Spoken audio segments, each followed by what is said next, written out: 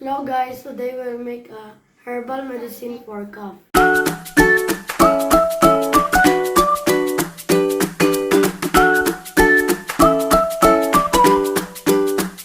Reminder, don't forget to wash these properly.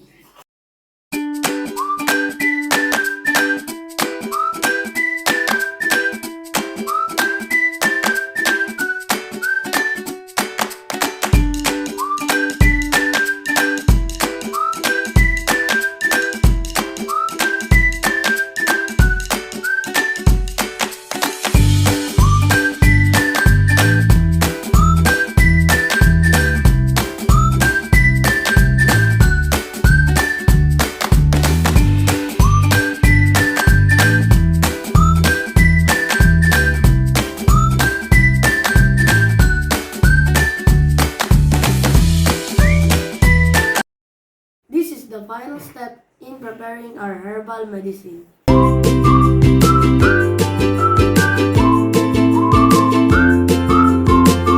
Let's taste this.